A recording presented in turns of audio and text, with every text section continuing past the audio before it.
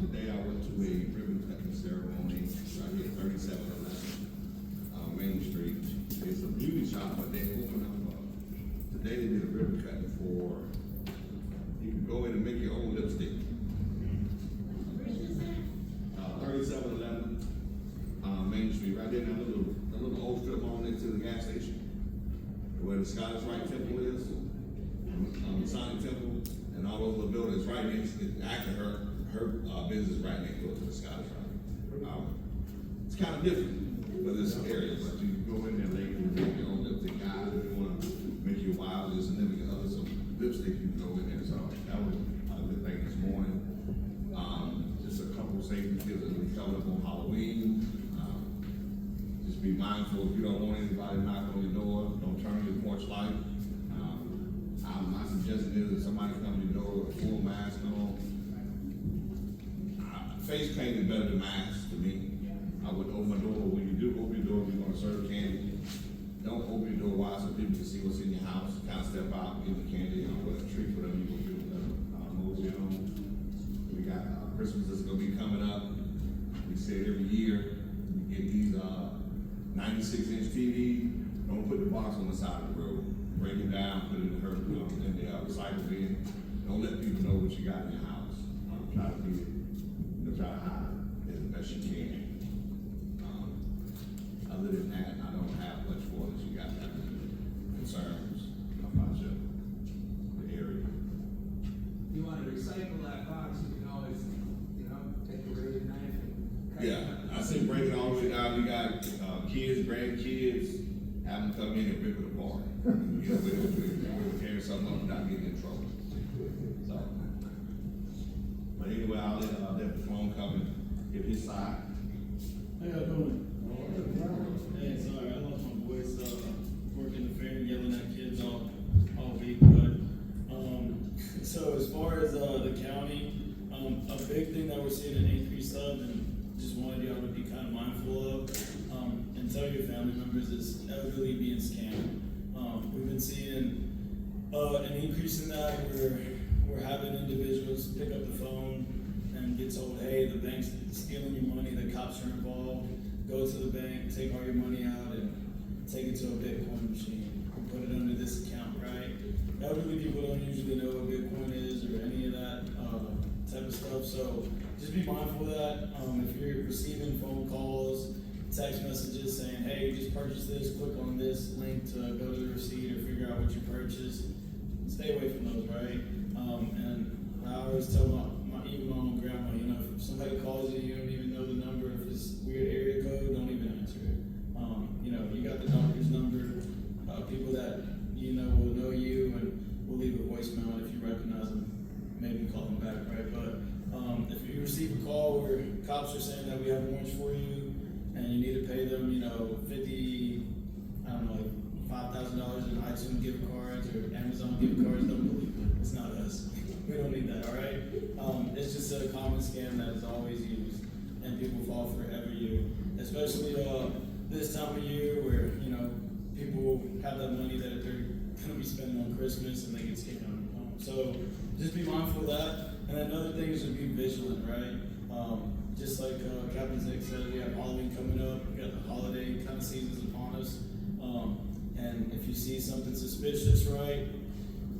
Kids trick-or-treating and going around asking for candy, not really suspicious, right? Especially if it's Halloween. And are y'all going to make like an announcement of what hours in the neighborhood that y'all are expecting? Not really. I don't know. Y'all don't really get it?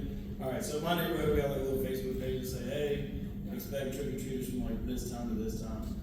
But if you see something suspicious, especially with, it's kind of getting cold, people with hoodies, covering their face, wearing these little ski masks, just call it in and let us know so that we can check it out, all right? That's going to be something that comes up a lot, is people with masks.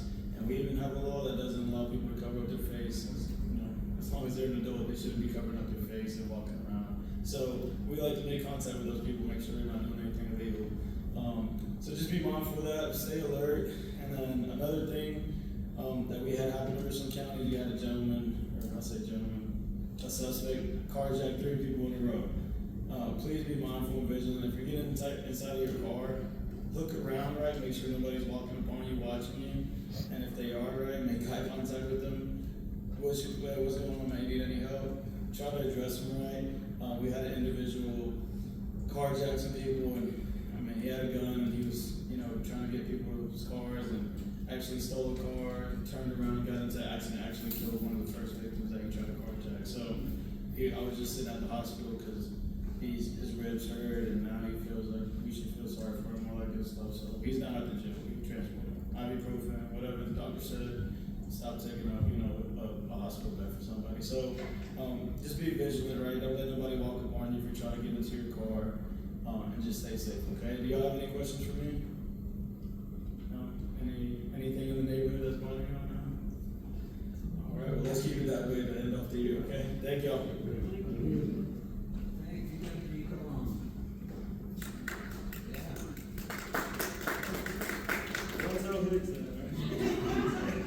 See y'all. Be safe.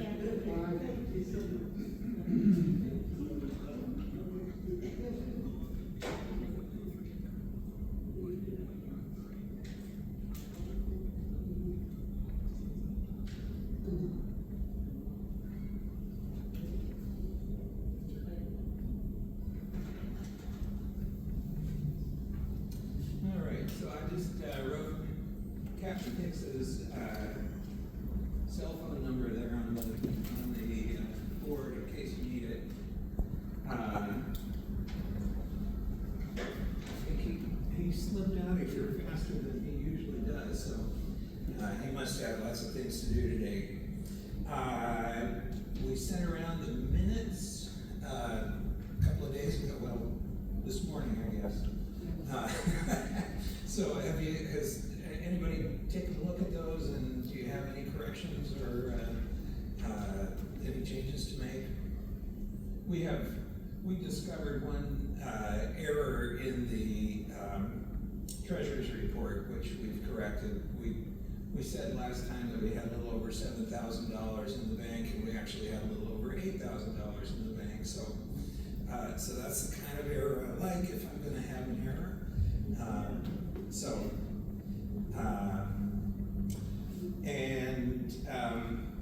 Just to make a point over here, you can see on the whiteboard I've put a map of our neighborhood with the boundaries shown in a yellow highlighter. If you know of any potholes or other kinds of problems, leaks, things like that, please let us know. We'll mark the map and try and follow up on that.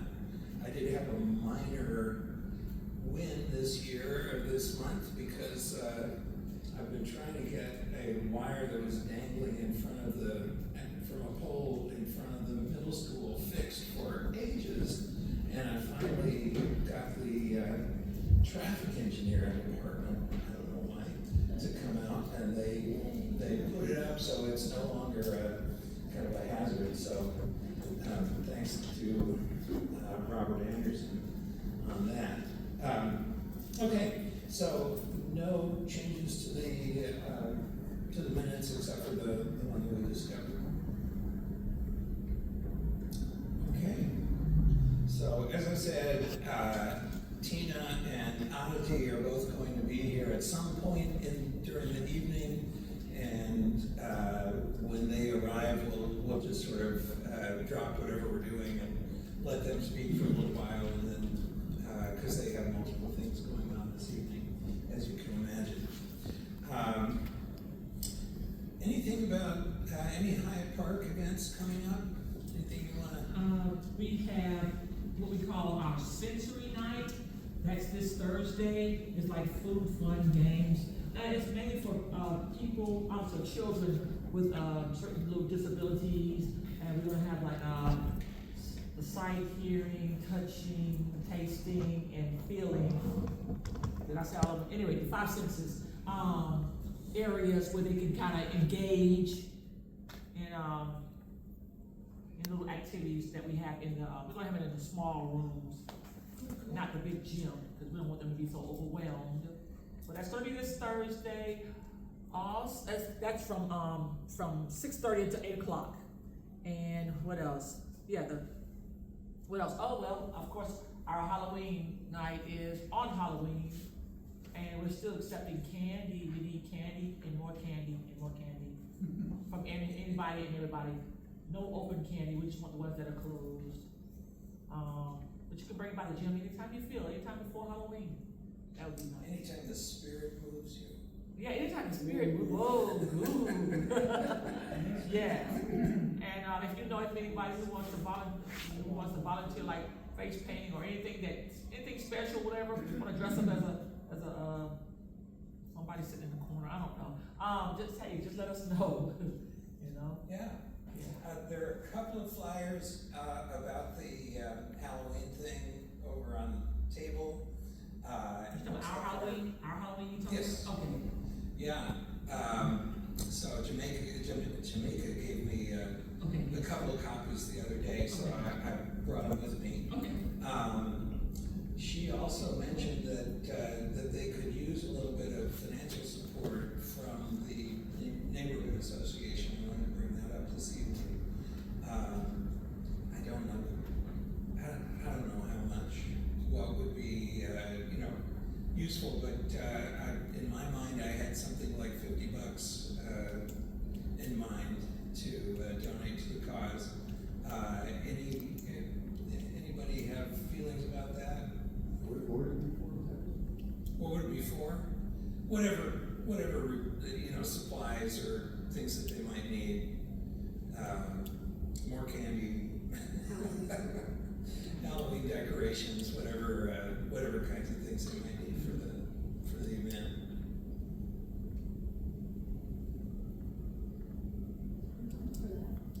Hey, let's put $100. Okay. Well, how big of that is?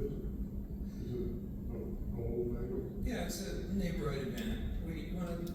You've done those before. Yeah, well, it's You're the decoration lady. Well, not anymore. I've changed to be. I want to sit back for a little while. Okay.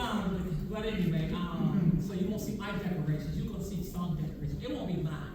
But So it won't be as good. it won't be mine. Yes, it won't be mine. But anyway, we do things like we feed the people. It's not only kids, it's adults. We feed them. We give them a lot of candy. We have Halloween decorations, as you all said. We do games and things like that, but I'm not sure what Jamaica might be thinking of or whatever. But we have neighborhoods that come to Hyatt Park. Yeah. Right. Well, I heard a suggestion of $100. Does that sound reasonable to everybody? Anybody, shall we have a show of hands? $100 is okay with everybody? Anybody object? Seeing no objections, we'll go ahead and make sure that gets into the Halloween pot. Okay, great, thank you. Let's see, do you want to give the treasurer's report since you've got it right there? I haven't looked at it yet, but I will as I can. Okay, the error in the September report was that there was a $7,060.80 balance reported, and it should have been $8,060.48, which makes sense, because I was trying to figure out what. Can everybody hear okay, or should I I'm kind of. give you the microphone? Okay. Yeah. I've got a sinus. Okay. So for this month's report, the previous balance was $8,060.48. The expenses, there's a bunch of them. $261 for the neighborhood sign to Fossil, $395.32 for the garden, and it is itemized, I'm not gonna argue with that. $610.69 for N&O, she thinks. It looks like all the expenses were N&O. And There was a $20.62 membership dues, and leaving the current balance at $6,814.09. Questions? Thank you. So Elizabeth regretted that she couldn't be here tonight, so she did get us the report, though, that's good. Don't know if we have a membership committee report. No. National Night Out was pretty successful, I think, so that was good, October 7th. Matt and company were slaving over the hot stoves. Pushing food out. That's it. So, and there were a bunch of people there, so that's good. Anything from the beautification committee, Ms. Jenny? I can answer the house on Main Street, the 40, I think it's the 4100 block on Main Street, the large two-story house that had the stump in front of the house that I was working on. They since removed the stump, and now a new owner had the house. And Claudia and her husband was Claudia, her name is Claudia Pat, and his name is Jason. They purchased the house and they're gonna be working on it, so we'll probably see some changes to that house. I don't know how fast they're gonna work on it, but they're working on that. Secondly, the city solid waste department, I don't know whether anyone else is having this problem, but if they pick up the garbage cans, they're throwing them down instead of sitting them up or sitting them back on the. Every week. Yeah, and I'm not too sure why that is happening, other than look like the man is just angry or something. And I called them the week prior to that because they will pick up trash in certain locations and leave trash at the next house and just drive them down the road. So I spoke with the young lady, the superintendent in solid waste, and asked them, is there some different kind of services that we receive in this area versus another area, because I didn't know that you can just skip a house and pick up trash and skip a house and pick. But she sent them back out and she had everything picked up from the one that I reported on. But I don't think we should have to do that. I mean, you know, when someone called and said they didn't pick up the trash and they had it out for a whole week or a whole month and nobody's picking it up. So I think at one point we're gonna have to be diligent enough to have the superintendent to find out who's in charge of the street people who are leaving trash cans, turning them over, I mean, a row of them, just turn them all over, just throw them in the street and just drive up. But, I mean, I don't wanna be one to sound like I'm just calling all the time, being the added. Well, if you want me to call. But she's responsible, you spoke to Samantha Yeager? Yes, I did. No, she's responsible, she's superintendent. Yeah, That's what she does. but I should have to speak to a superintendent. You should have a level of responsibility below her title that I should have to speak to her. Well, yeah, I think Samantha needs to know about that, so I don't think it hurts to call her. And if you want me to call her, I'll be happy to do it. Well, yeah, we had some people that was just complaining about how they just pick up the trash and just dump the trash can on the side and not sitting back on the spot. That's not Yeah, good. well, I know that those trucks with the cars, sometimes they don't put things down straight, but. But if you leave 5 and 6 of them down the street, that's not a mistake. Sometimes. Yeah. So one thing to know, by the way, is if you've got, like if you've got your recycle bin and your trash bin, if you separate them about 3 feet apart, that makes it a lot easier for them trucks and get the cans out. You know, if you put them right together, then they're, you know, maybe one of them will knock one of the cans over while they're trying to pick up the other one or whatever. So that's just something to know. Yeah. But yeah, I mean, they're going fast, you know, they're trying to do as much as, go as fast as they can, and I think sometimes they might, not be. I'm sorry, Bob, they're not that fast. By the way, I agree with you. You know, just because you're not getting paid a lot of money doesn't mean you shouldn't do a good job. No, right, absolutely, yeah, Because that's what we're talking about. Take the job, do the job. yeah. Okay, so, Ms. Veronica, do you have anything that you'd like to share? Anything's coming out?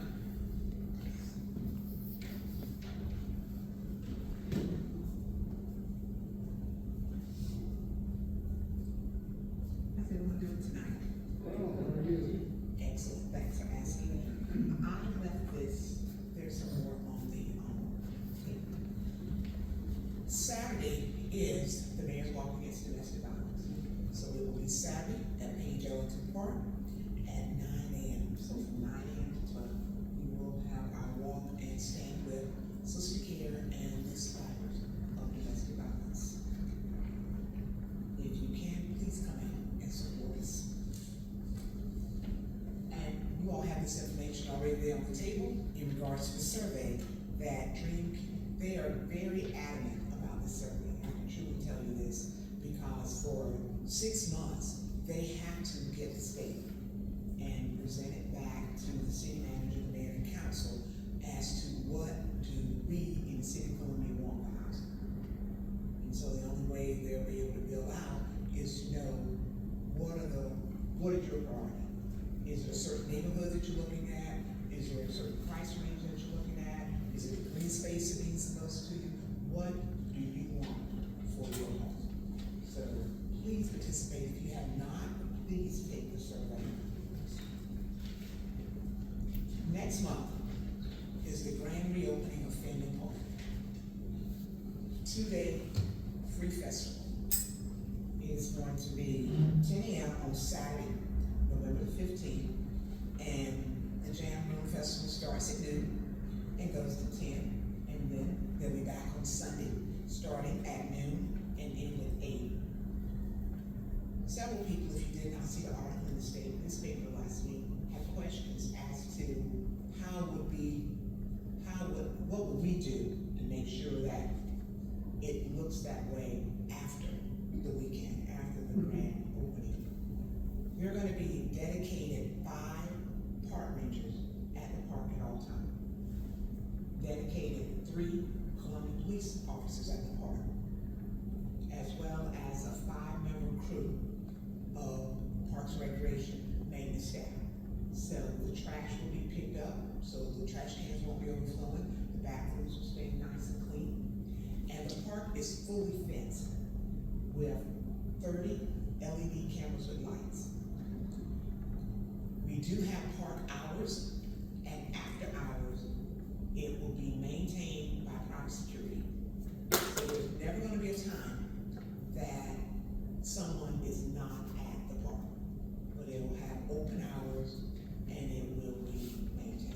So that is the goal, that when Finley Parks reopen, that it stays safe, because safety is very, very important to everyone, for you to be able to go and enjoy Finley Park with your family and friends, or if you wish to go by yourself, but you'll be safe at Finley Park. So I have a question about that.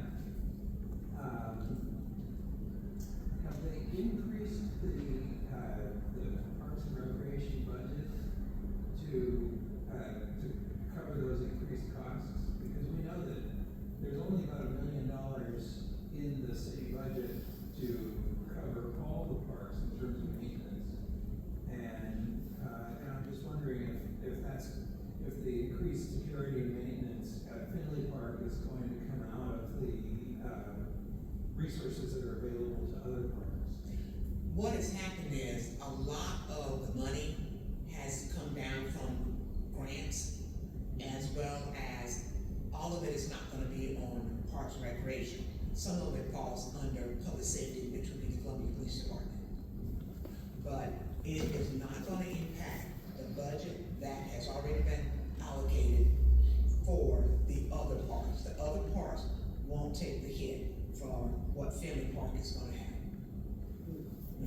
No, it won't impact, because there are things that are still not finished with the other parks.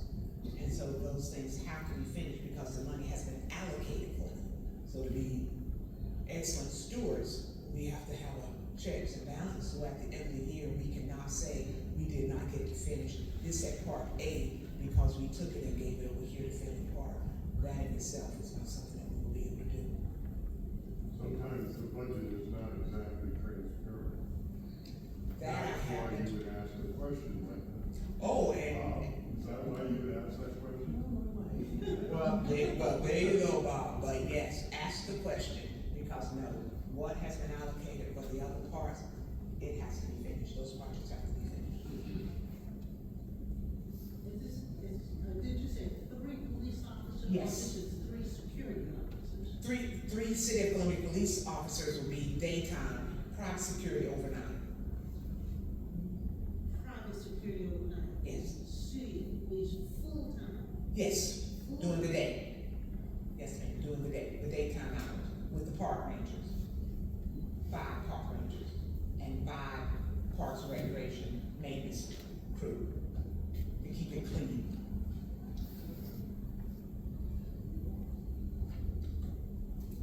Thank you. Oh, you're welcome.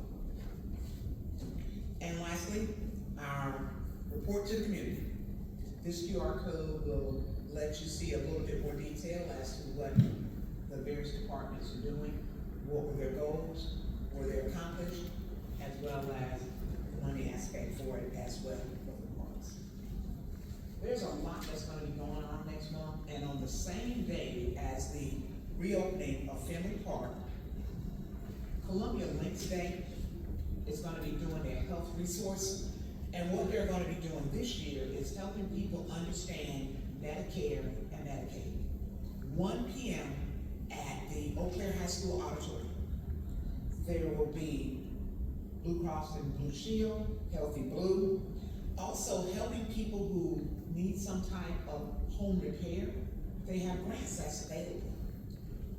Now, there's a telephone number for you to call, for you to register.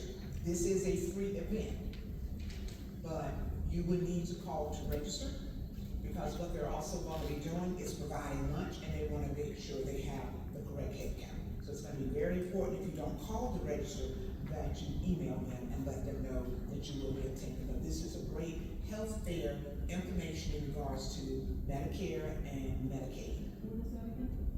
The telephone number? Oh, what is this? This is Columbia Links Day. It is a volunteer organization, and what they do is each year they have like a health fair.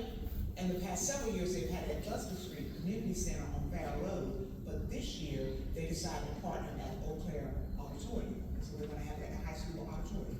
And when? It is gonna be Saturday, November the 15th, the same day as the grand reopening of Finley Park, which is at 10, and then all that day is Jam Fest. But if some seniors need to go here and do this, and as I said, it's a 2-day festival, you may come back on Sunday, because all of it is gonna be free, the festival. It is Saturday, November the 15th, but it's at 1 p.m. The doors open at 12:30. But it's the same day, Saturday, November 15th. Any other questions or concerns? Okay, thank you all so much for having me. Yes. As long as get a keychain. Together we are Columbia. I love my keychain because I'm one of these people who are ever looking for my keychain. So when I put it on my wrist, I feel like I'm together. So you say there's some of those over there too? Yes, there's some of those on there. Look at that, some sweet Columbia swag right there. Alright. Thanks. Yeah. Christmas is coming up. I mean, I hate it when the stores start doing Christmas before Halloween, but, you know,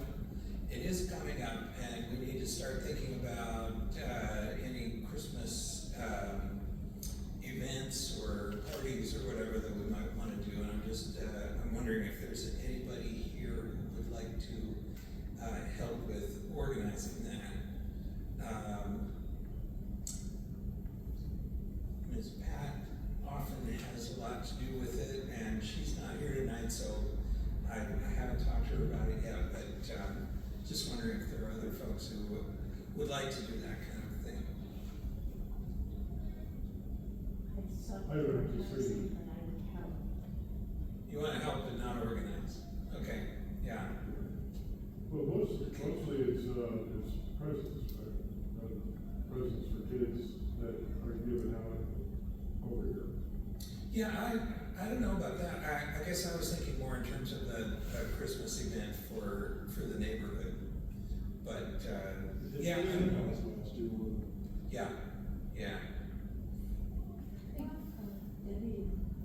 No, it was at that Debbie.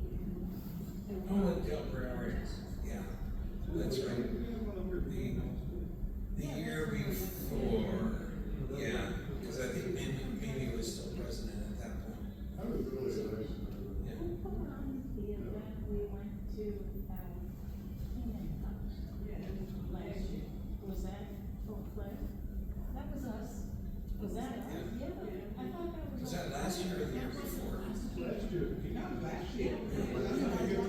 And Debbie and Miss Pat, were not making it, And also No Man was there. yeah. Oh, that was not our Christmas party, that was a whole group of people. Yeah, Yeah, No Man. And Yeah. Holiday open house. Yes. Right. So that would be a good time to, ask our neighbors.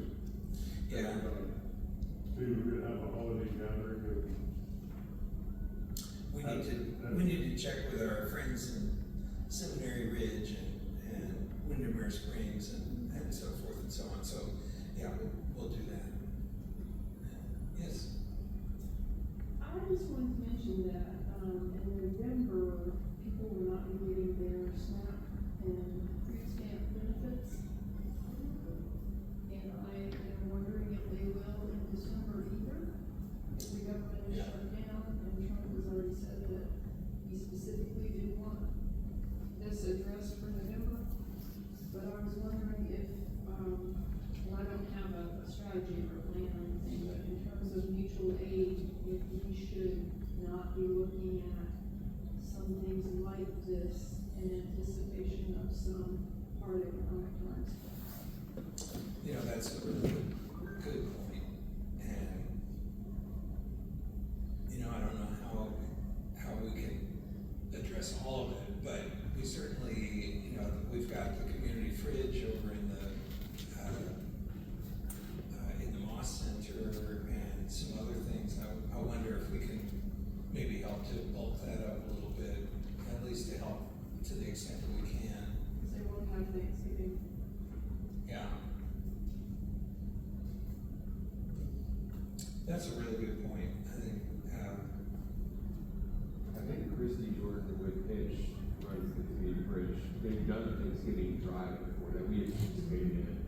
So when I get asked for what level of help they need and what would we do, I mean, there's all in money, but yeah, other ways to contribute too. And I would be willing to put some effort toward whatever it is that we decide we want to do. Great. All right. I think that's really a good thought. I'm concerned about that, and it's probably the sort of thing that doesn't get, won't come to the surface unless we do something about it. So, yeah. Because there are going to be some people suffering. So, all right. Well, I've kind of put that on my list of things to pursue, but maybe you and I can be in touch, and anybody else who's interested in helping with that. I think working with Pitch is great. Yeah. Yeah, they already have an infrastructure for it, so actually, what do you need from us? Yeah. See if we can jump in. Yeah, they did a thing at the Keenan house this spring, where they had a whole truck of food that came in and they distributed it all in a matter of about 8 hours. And so I think if they could help us with the logistics, we could certainly support that. Is that something that we would want to wait for the November meeting, if we wanted to, is that something we contribute money to, how does that work? Well, Last year, Christie asked, came to us and asked for help, and I don't think the association gave money, but we did send a request for help out to our membership and through our social media channels to just help spread the word. Did such a dire last year ago. I mean, it's more dire this year, maybe it's what we do. Well, is our meeting, next meeting before Thanksgiving? yeah, Yeah, it's the 17th. Seventh, oh, I think it's the meeting before, yeah, it feels like that's kind of late. But I feel like we've really got to get it figured out ahead of time, so, I think that's probably something we need to start working on pretty much right away. So, all right. Yeah. I'm just thinking in terms of the Christmas party, maybe we should decide on a date, or I just think if we're gonna do it at the Keenan house, we probably need to reserve it. Is the Keenan house available now? No. Because they've been taken over by One Columbia. No, they're, It's not bad, it's, yeah, no, One Columbia is in the front, but it's still available for parties. I've talked to Xavier about that. Good. Yeah. All right. So, I don't know if we want to come up with a date now? Or do you want it just to be our December Monday, or? Yeah, I don't know. I mean, we haven't necessarily had it on the same day as our usual meeting in December, so we can schedule that at any time that it makes sense to do that. I think we did it, when we did it, it was later in the season, it wasn't like the 3rd of December. And I think that would, for me, it would come a little better to be closer to Christmas. Yeah. The third Monday in December is the 15th, so that's pretty late. Yeah, that's a good foundation. Shall I see if it's available? Yeah, that'd be great. Oh, Yeah. We usually do it not in lieu of a meeting, we still usually have a meeting, we do it in lieu of a porch party. Oh. I was thinking now you just took off the December meeting and picked it up. Okay. Yeah, I know that's how we've always done. Yeah, that's been my It's recollection. just, I mean, 10 days before Christmas or whatever it is, usually it's, you know, Yeah. Nobody wants to. The 15th. Third Monday is the 15th. Yeah. So, As early as the third Monday can be, so I think that's the first third Monday possible, so. yeah, so I'll see if it's available. Yeah. So we are tentatively saying that our Christmas get-together will be on the 15th. And we'd like to do it in, I don't know. Yeah. And then we can also see if other neighborhood associations want to come in with us about that. So, great, okay. You skipped over Hyatt Park. I did. So I'll skip that. Okay.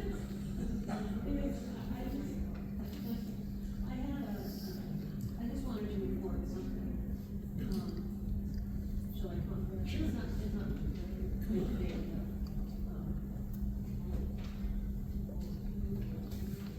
so, I know we're all aware of the daylighted stream and the natural area that has come about as a result of that stream, and how, they're maintaining it, they're cutting it back, every fall.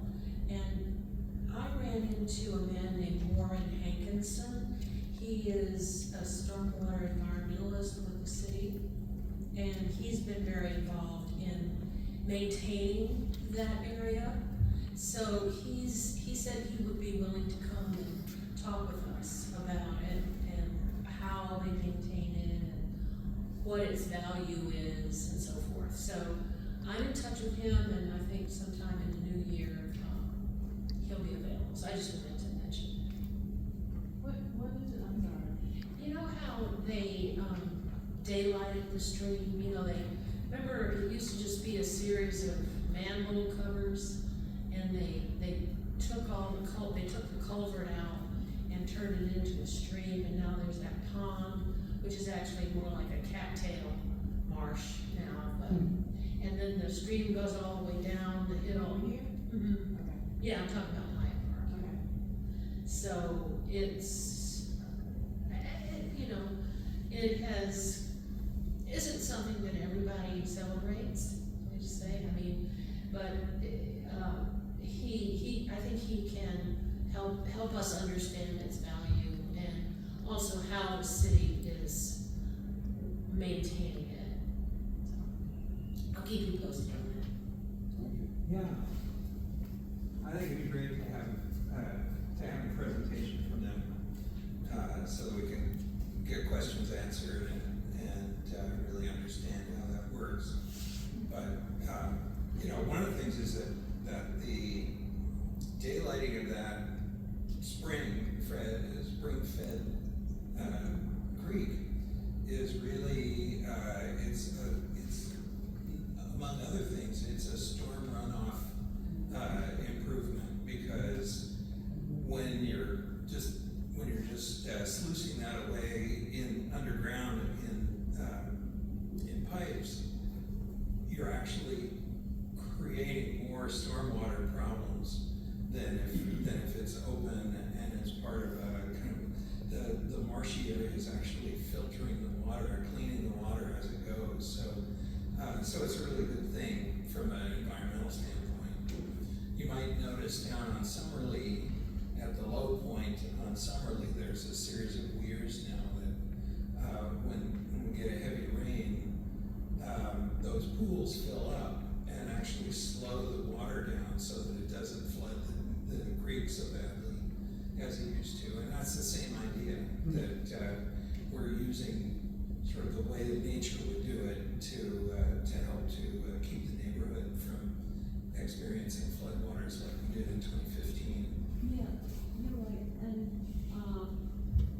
not to toot my own horn here, but I had done a program for ETV on flood, control in Charleston, and it's gonna air on Thursday at 7 on ETV. It's called Flood Stage, and it's based in Charleston, but they're basically the whole approach, the kind of evolving approach to dealing with floodwater is to provide these areas and natural areas where floodwater can go instead of going into our homes. So, anyway, 7 o'clock on Thursday on ETV. Okay. And that'll also be on Passport if you miss it. Yes, and you can see it online afterwards. So I just got a text from Tina, who says she's on her way. So hopefully in the next few minutes we'll have an appearance by her. I think I'd like to try to cover the gas station proposal and kind of where we are with that right now. Lyman, do you want to?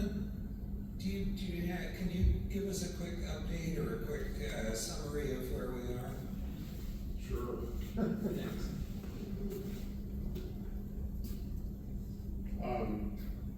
Where we are is, Murphy's USA wants to do a location here. And, their patron is a guy named Bill Stern Properties. He's got a lot of C-stores around all over, like 1,000. So Stern Properties is a big deal. We had a meeting in the mayor's conference room with him, and Peter Brown is the at-large councilman, who's the head of the Economic Development Committee, and Tina was there, and several other neighborhood presidents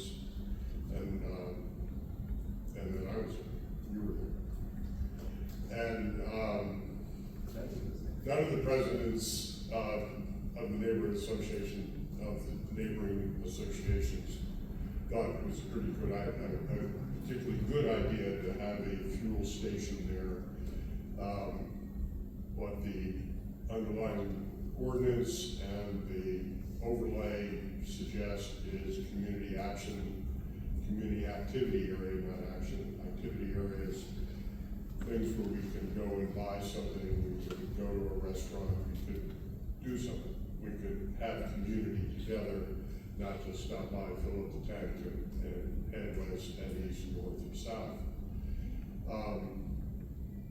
So I think there's a road that a developer would have to take, which would convince BOZA to change the mind from 2 years ago, where they thought there was enough gas stations on North Main Street we didn't need another.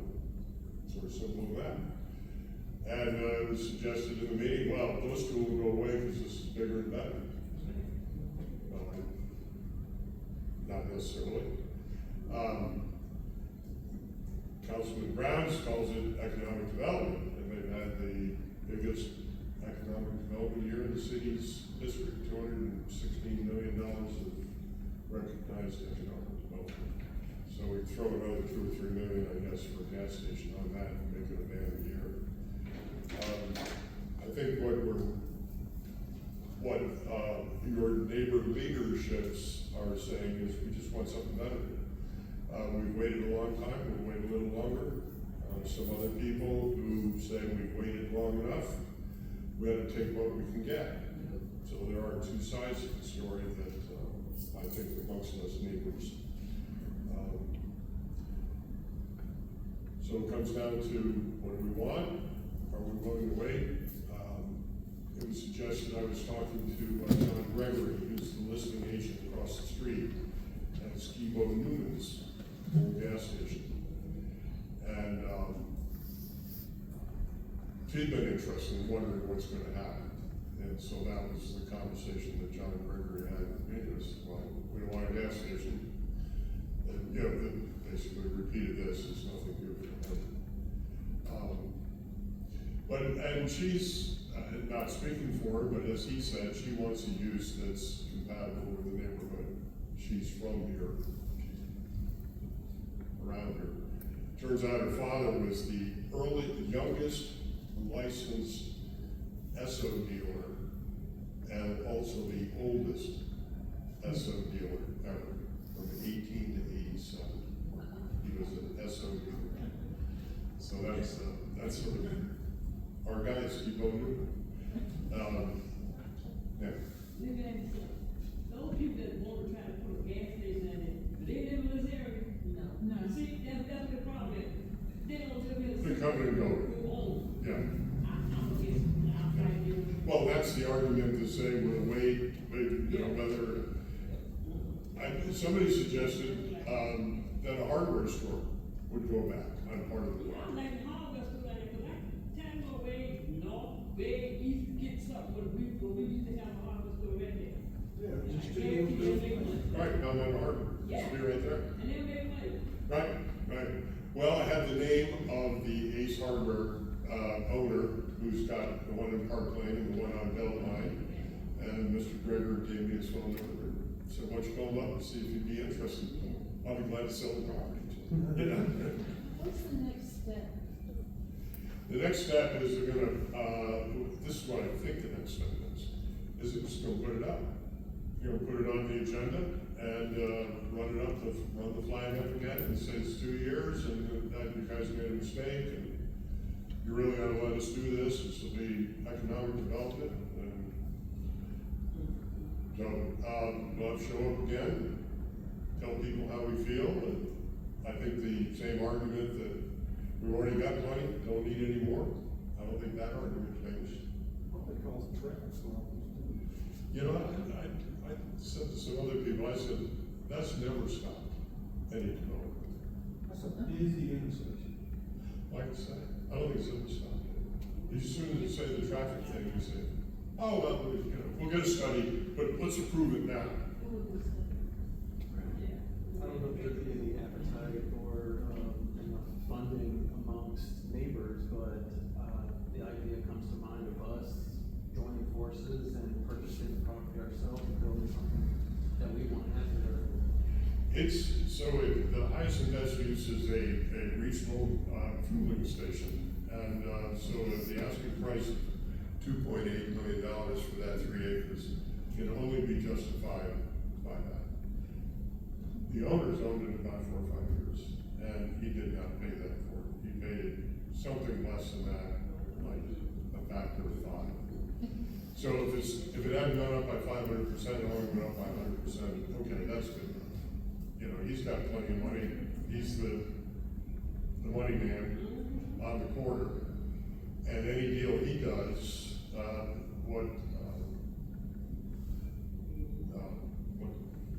In other words, Mr. the developer, I just said his name, Stern, Bill Stern. He said he's got, a couple hundred of these cash things, excuse me. I'm sorry. I just wanted to add that just so everybody knows, the guy who owns the check cashing, what is it, not check. Title loan. The title loan place on the corner, that is the person who owns that whole property. And that man has made a fortune on title loans. So just so you know, kind of like, who's the owner. Let's put it this way, it's extractive, shall we say it's extractive? Yes. Yeah. The money here goes somewhere else. We go from one evil to the other. Yeah. Because, okay, title loan is not good for the neighborhood either. I That's right. understand. No, and that gas station is not good for the neighborhood either. With the gas station, get rid of the title? No. Too bad. Exactly. Double the All fun. they're gonna do, he's gonna sell that, and he's gonna move off the corner, move back, further, and let Murphy Board build on that corner. So, it's too easy. Yeah, like that would be something. Have any of y'all ever used Murphy gas station? Have you ever just sat there and watched them go to Murphy gas station? Yes. Who hangs out? Who hangs at Murphy gas station? Go to, Go to one on Bushville Road, go to one on Two Knives Road, and I promise you'll get a different enlightenment about Murphy's gas station. I don't hear her. I'm sorry.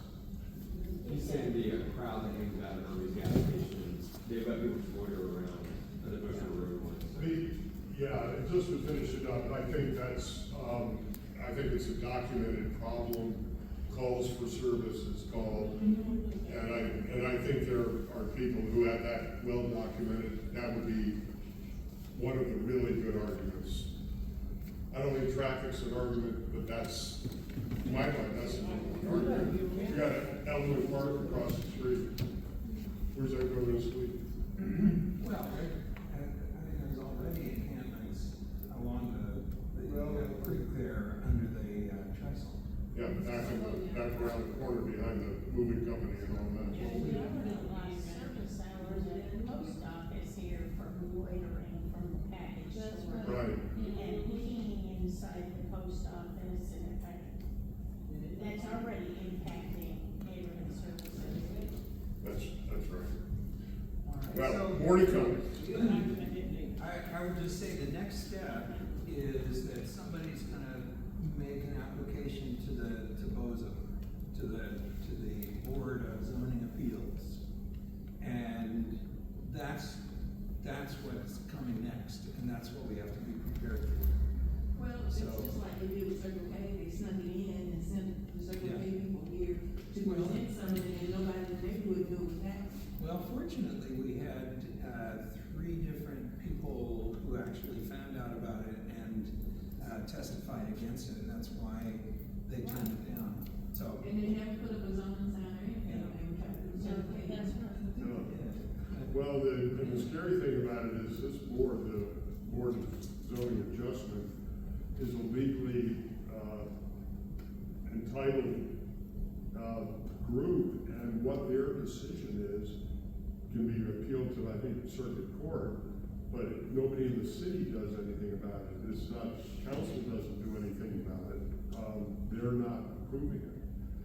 A change in plan of the zoning itself, city council would do, but an adjustment to an existing one, this board, which is just people who get appointed like us, and they have legal authority. So it's a big deal.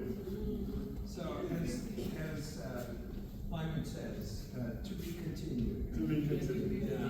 I just So- want to point out one other thing, which is, I don't know if y'all remember a few years ago, there was a giant meeting here where they had a big plan for, this area, the arts villages. The And I mean, village. I've never seen this room as full as it was then. And the plan that came out of that, on page 39, it says, the last thing we need at this intersection is a gas station. It's incredible that was part of the expensive plan that the city spent a lot of time and money on, specifically said no gas station. Yeah. And, yeah. But I think that's a piece of information that ought to go to the board's board as part of our submittal. Okay. Yep. And I hate to cut this off, because I think it's really an important conversation, and I hope that we continue it, as we go, because we definitely want to have influence on what happens on that corner. And, so it's really important. So, but, Tina Herbert is in the house, as they say, and, I'd like to invite you to come up and talk to us a little bit. Wow, thank y'all. Give me a second. It's been a wonderful day. I really don't have much. But I did want to, and I'm sorry, we had I do want to talk about the boards just a little bit and how we try to, as part of that conversation, how we try to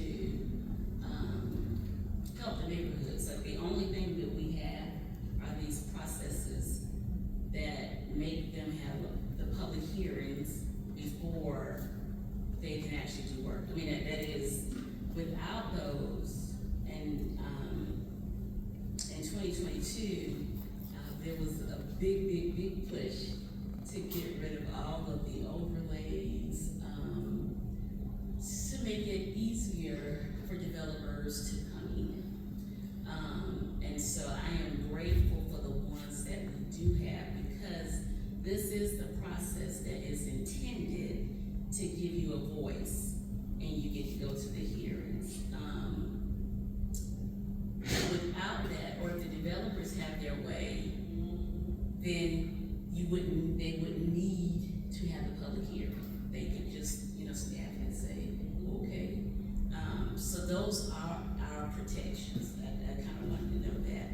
And then I wanted to thank everybody who came out, and I don't even know when it was, because that's where I'm at. But the Murphy oil, yes. We had a meeting, well, they met with us, they met with me and some council members, and my rule, which is similar to what I just left, a business coming to the community, you have to talk to the neighborhood. And so we invited several neighborhoods: Cottontown, Hyatt Park, Earlwood, I think West, Case. Did Kay come as CCN, or did she come as Windermere? I'm not sure. Yeah, and so I want to thank y'all for coming to the meeting.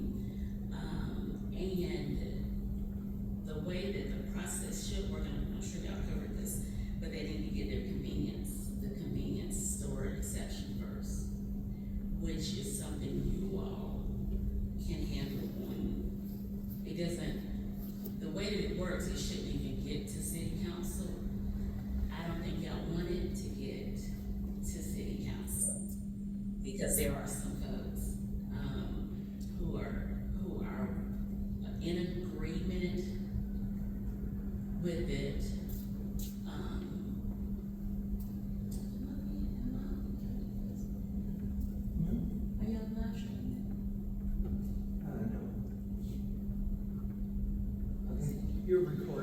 Oh, yeah. Well, so anyway, what I will say is that there are folks actively wanting to support Murphy's.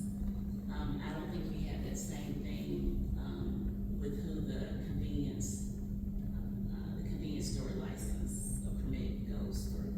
So this should, to me, seem just like the one that y'all did before. I'm sorry, I stopped thinking around 750 Yeah.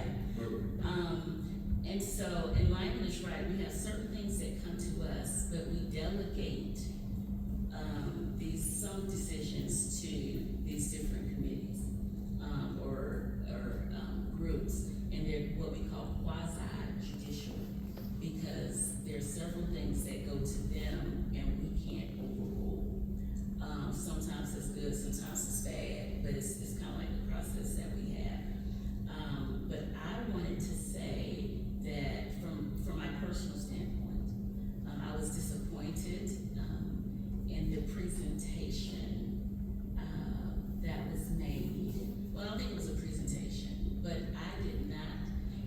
it could not have been better for me, because I thought that there was no real interest in really trying to convince or tell the neighborhoods that were there all the wonderful, none of that. It's none of that. And so what I liked about it is I was able to tell several people, I said, oh, people, because people are advocating, I'm usually straightforward. People are, Tina, which is that, I said, oh, he did it himself, he was awful. And he didn't care about what folks were saying, because he cut off the introductions. And so having that opportunity for a person who wants to bring something into the area and they act as if they could care less about the constituents, like having that is a good thing to prevent it from coming in. And I know it sounds crazy, but it gives me even more that I can put in my pocket. The gentleman said, I'm not even getting paid for this. Yeah, I remember that. I'm not gonna be getting money on this, as if we care, that he's making any money. I will say, and this is because we didn't get a chance to have the after action discussion. I will say that Councilman Brown was asked to be in the meeting at the very last minute. I think I was told, let's say the meeting was at 10, I was told at 9:28 that he was gonna be in. And I was like, I just found out because I was really told you what you walked into. And he said, well, I just started at 9:25, and he just knew what he was doing. So I will say that he even admitted after the meeting was over, he said, yeah, I think I screwed that up. So all I say is that this process that we go through is very interesting. Different people see different things. The other council person agreed that there was no genuine effort to really act as if you wanted the support of people. And we take notice, at least I can take notice of things like that. So I want to thank y'all for coming and for your patience and for creating that record that we now have about that experience and how the person who wants to come treated us as folks. Yes, Mike. The big argument that went on in that meeting was, well, you haven't really been done. Nothing else is coming. And it's good enough for us, by the way. Wouldn't be good enough over on Vine Street, but plenty good enough for us, because we've been waiting a long time and we don't want to wait any longer. And I think that's a good enough, grocery store to bring. So we can't just bring in a grocery store. I understand that, but if that's good enough for us, then it's on a low scale, then they should be able to find a low scale grocery store that they bring. Well, no, but that's the point. I do want to make that point, because someone, I don't know if it was someone in here, but they said, why do gas stations keep coming? Gas stations keep coming because the number of cars and so forth that go up and down that street and the price point of the neighborhoods and per capita income meets their formula for what they do across the country. That is why. And so that's why with the grocery store, if it doesn't meet their formula, they don't come. But the reason that we get the corporate level gas stations is because they say we need this traffic count, and we need this number of people in homes nearby to come. And so I don't blame folks for if this area meets your whatever, and you say, hey, we wanna come. Like, I don't blame a business for doing that, but it's just not what we plan to do. But that is why. And the reason that we don't get other things is because we don't quite have, what the formulas are for other big businesses. And so, in the meantime, you either, and we weren't gonna get rid of the title max. Did y'all mention that part? They were just gonna rebuild a nicer one. No, like, really? They were gonna Well, move you it. made the point that they're an illegal location anyway. Well, they were before, no more can be added. It You was- can't change the building. Yeah, he can't do anything, so that was the, another permission we would need. Like, they wanted our permission to, please let us tear down the Title I that we have now, and let us move it over here. So that's the other, I'm sorry, that's the other permission that they were looking for. You know, so our argument, so the fact is, we don't have any good ideas as neighbors, all we know is what we don't like, right? And so the argument, so here you are, running for re-election, I think, well liked to this room. We need help from economic development. We need the officers that you have come talk to our group. We're ready, we wanna go and pitch something. We just don't know what to pitch, and we don't know who to do it to. You know, we had Stern, he said, hey, would you be our local developer? No, I wouldn't.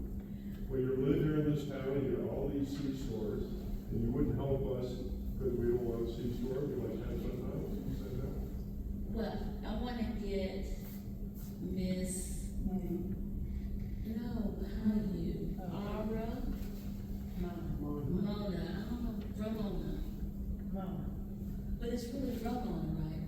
I want credit for my R. That's I'm trying to get this credit for, remember my R. Go ahead, Miss Mona. I want to know if anybody's presented you with something as blunt as putting all these pieces together of that corridor meets the traffic requirements, yada yada, for a gas station.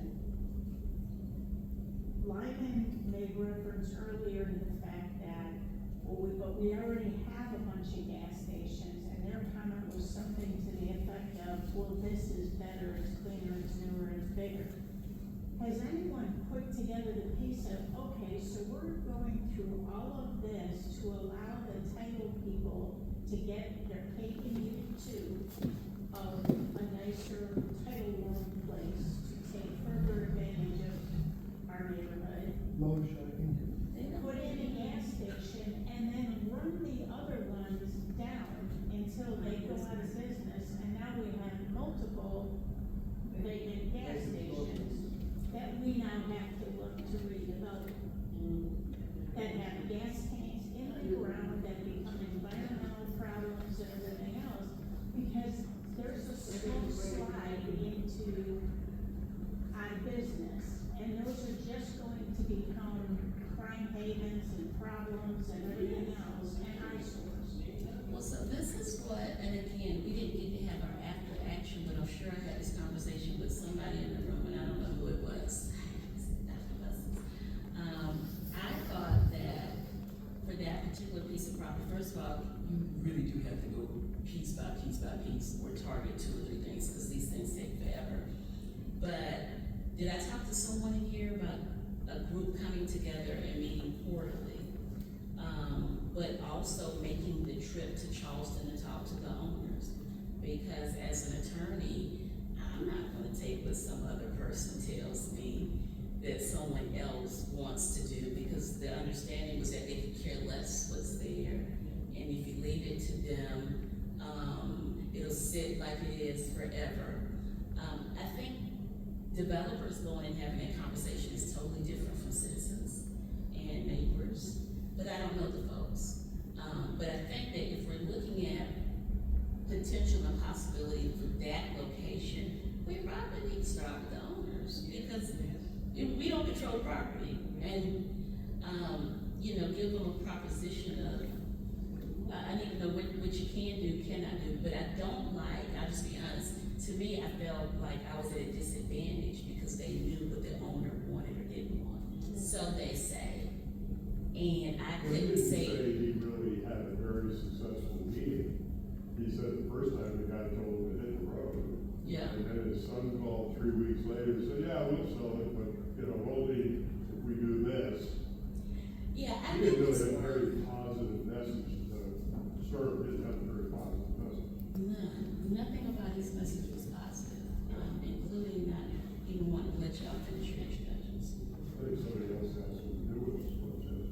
Well, I'm gonna say that I am, you know, your idea of some kind of a quarterly meeting to talk about the development of the North Plain area, I think would be a terrific thing to do. And I would love to see that and involve all of the area neighborhoods and really get going on that, because, we do need to, I think we need to we need to articulate a positive vision of development for this area. So it's more than just, we don't like that, or we don't want that, that we really want to say, you know, this is a place where we can build wealth, and we can build a community. And I don't know. You know, that really, works for everybody here. And right now, we don't have that. And We're proud, really need it. we're proud, that would be right by, we said. I don't It's think- good. Yeah, so honestly, I mean, I was really serious about focusing on just that, because now I don't like to bite off anything, that's too big, because I thought I was going to get everything done on my list in 4 years, and then didn't, and so I'm learning to chew on smaller bites. But I think if we had a group of 8 to 10 people, and this is why I say it, because I'm gonna get pulled somewhere, you know, I'm just gonna get pulled some all the time, who this is their project, and that they're thinking, well, we already have a plan. I mean, it's not like real rocket science. I think the key thing though is first understanding what the potential is and talking to the owners. That is a very critical intersection. I think if we do it right, but right now I don't feel comfortable that I even have enough information, you know what I'm saying, to do it right. And if I do one more project where we haven't talked to the owners, just for us to realize this is not gonna go the way, I mean, that's just, I can't do that again. So, I would be willing, it would have to be after the next 15 days. I would be willing to plan a trip. What's going on in the next meeting? I'm just trying to survive. All I know is I'm just trying to It's your survive. basis of private citizen participation. But, I mean, I really think that's the starting point. We go, and we wanna hear from them, and they may say, we could care less, they may not wanna meet with us. So you saying this, the people that own that big, down, live in Charleston? Yes, ma'am. Well, you know, most people don't live like right here, and some of them do, but a lot of them don't live like right here. So I'm committed to that, but y'all hear me saying it, you all have to keep me committed to what I am committing to. Well, no, because we just get pulled into things that aren't even on our radar sometimes. And I find it hard sometimes getting back to what's on my agenda, so. We shouldn't have to go down there. I don't think he don't care. That's what I'm saying, but he should come up here. When somebody don't care, they not gonna try. Cause he's perfectly, as it's been said, he's perfectly happy where it is. So he's not gonna spend gas money and get something to eat, you know, come down here. So, but I think it would make an impression if a few of us came, and I think I can get this. Oh, I thought Charmaine said, okay.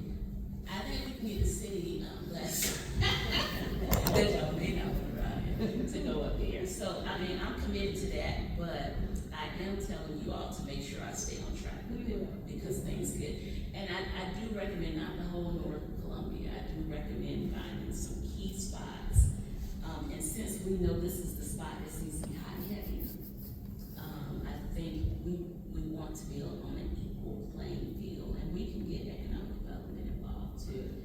But I think the passion comes from the neighborhoods. Economic development, they get pulled into different projects too. That's great. Well, for example, why couldn't the city buy them? Well, we would have to find them. And we are, now I will say, Joe Taylor, bless his soul, when he got here, he wanted to develop, we agreed, now I always put it on the record, we agreed that the city needed a 5-year real estate plan because we have tons of properties that have just been sitting. We have housing lots that have been sitting 20 years and we're not doing anything until they're not on the tax rolls. So we began, I'm on the housing side and economic development is on the commercial side. We're actively just trying to offload stuff that we purchased in hopes and dreams.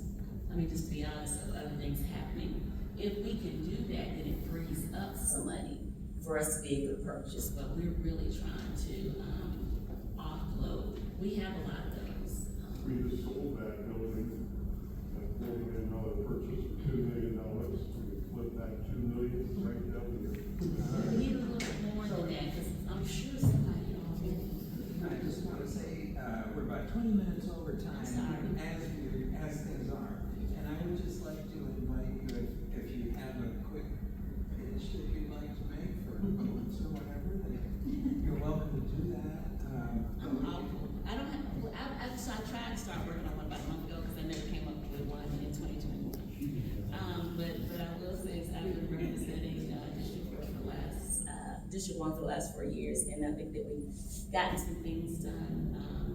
We've made some investments. I can look at the cash investments, 1.2 million between the Office of Neighborhood Engagement, Gun Violence Prevention, the mobile food market, the park on Randall's, another 300,000.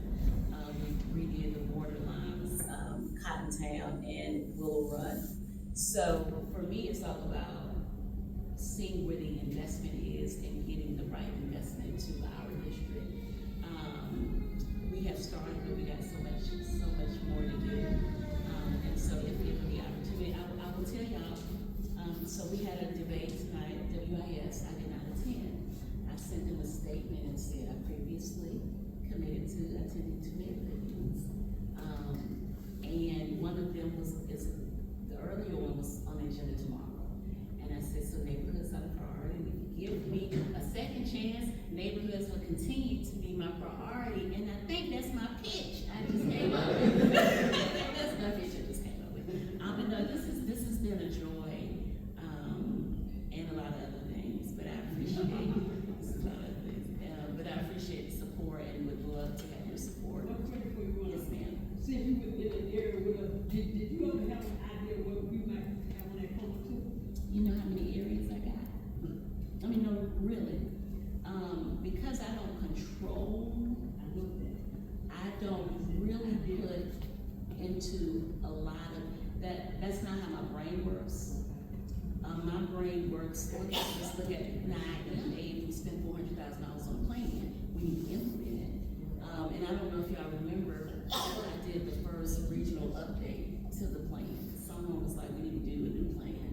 And I didn't know it was the first one, but we had in 2023, we had the development meeting, North Columbia, and it showed us basically where we were with the plan before. And what's interesting, the biggest thing we learned in the update is that anything that we planned on property that we didn't own, none of it happened. I mean, that was the biggest lesson. Anything that was in the plan, and I don't want to keep talking because it's not lessons here. So maybe that's what I feel about when we don't own it. It's just really hard because we haven't been able to live on it. Thank y'all so much.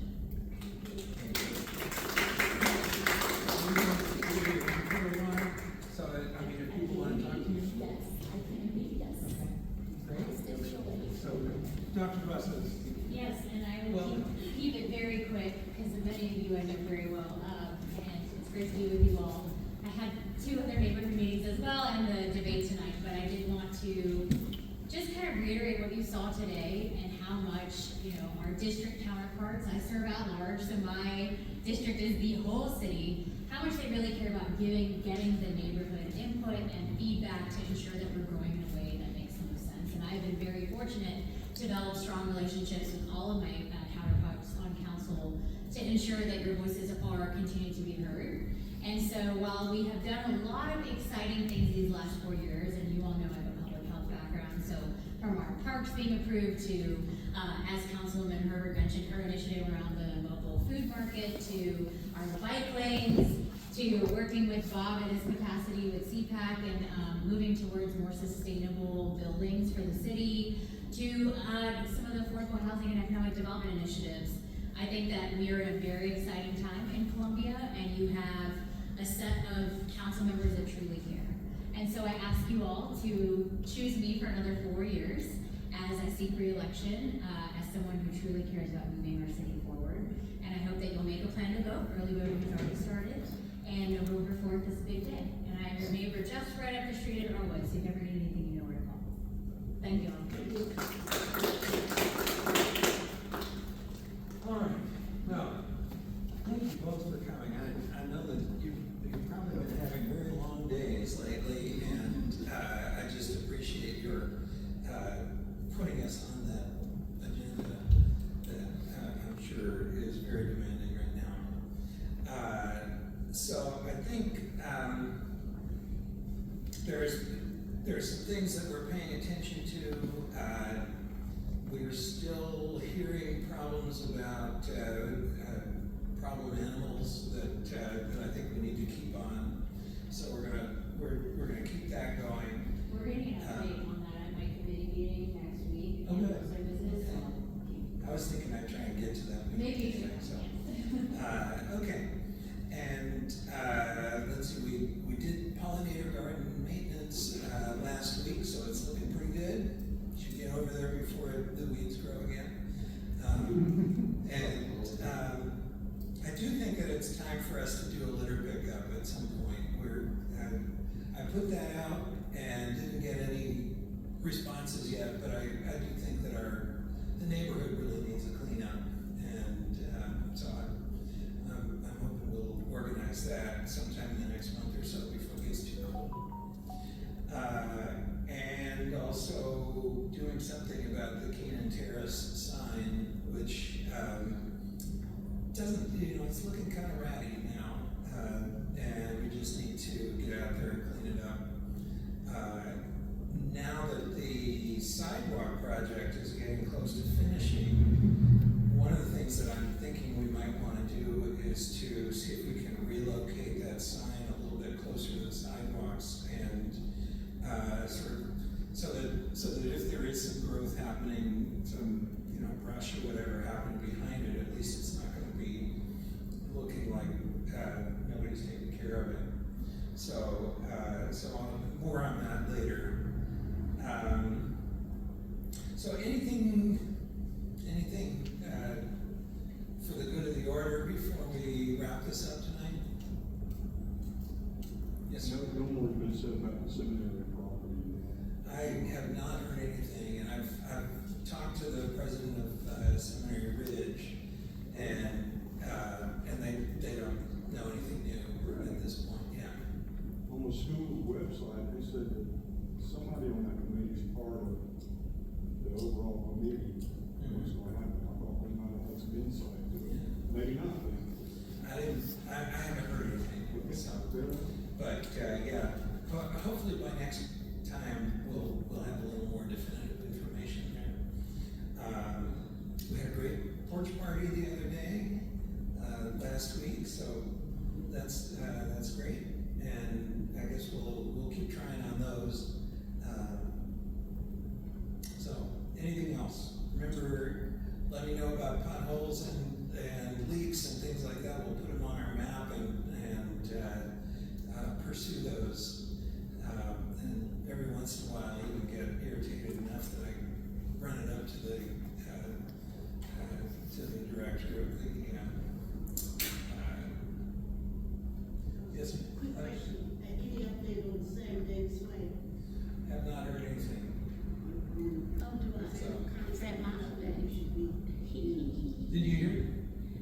So, Sam Davis Way was a recommendation from Seminary Ridge. And I spoke with them about what they needed to do, because I kind of jumped out and told folks we needed support letters. They have not done the initial letter yet. If there is, I don't know, but if Well, I it, know we were talking about doing it on North Main, Where the street's starting, headed. you know, kind of adjacent to the park, really. And, you know, so maybe we just need to take the bull by the horns there and move that. because I really don't know. I mean, because I really didn't personally come up with it. Lance. Is it last full? Lance. Lance.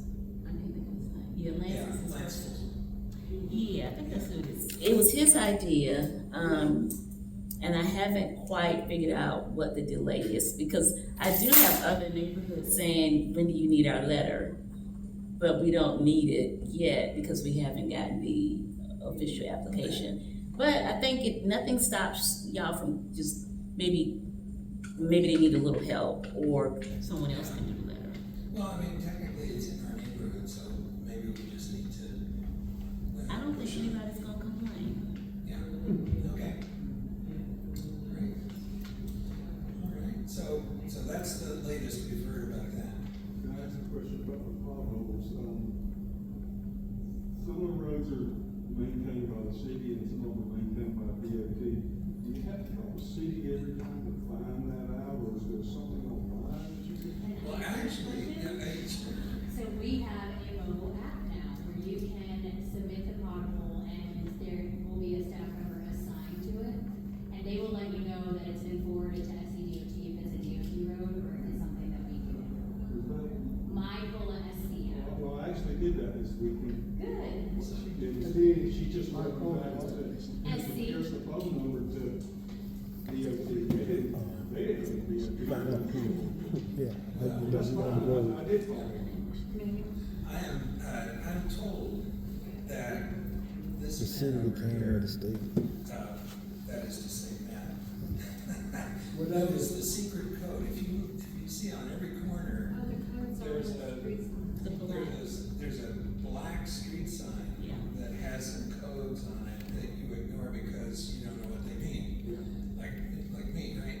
Well, apparently you can tell from that street sign who owns what roads. Is that right? If the Am black, I correct about that? if the black is there, it is a state road. They're only on the state roads. So, City and county knows that I never thought it was Washington County, and some track up that good. yeah. Our neighbor's personal home to China that Bob submitted, and then I submitted, I was told that it was given a new number, and that number is not in the system. That, on your app, yes. Yeah, it's funny too, because, you know, like I learned recently that if you see a leak on the road and you report it to the city water or through the app, they'll come out and look at it and they'll test the water. And if the water has chemicals in it, that means that it's coming from a broken water main. But if it doesn't, that means it's coming from a spring. And I didn't know that. But the deal is that if it's coming from city water, then it's the city's responsibility to fix it. If it's coming from a spring, it's the DOT's responsibility to fix it. But what happens is on the app, they come out, they look at it, they say, oh, that's not ours, and they mark it as resolved. And then we think, well, they didn't fix it, so why is it resolved? Well, it's resolved because they kicked it over to the DOT. But that's, you know, that feedback, that information loop isn't really helpful to us because we don't know that. Well, that's good to know. So- That's something we can at least, there's an option for them to at least put the comment, like this was sent to XYZ person at Yeah. SCDOT. And even if the follow-up then falls on the neighborhood, at least they know where it is in the process. So Right, yeah. I would definitely take that back. That would be really helpful. meetings. But what I took from it, they didn't contact you, did you, don't think so? Yeah. And I did. You shouldn't have to do that. I really will. You just sent me a phone number. Anyway, yeah. So, but let's keep reporting them, and we'll keep learning, and, you know, hopefully, if we keep on the folks, you know, I mean, I know they're overworked and all of that, but we can keep, you know, we can keep trying to make things better here. So I appreciate that. So, anything else before we wrap up? Would anyone like to host a November party, or should we bypass that, please, Thanksgiving? Well, anybody interested in a porch party in, early November? It's looking like maybe November is Thanksgiving. All right, so hearing no other things, thanks everybody. I know that we went late, and I appreciate your staying around. We will keep on the issue of the gas station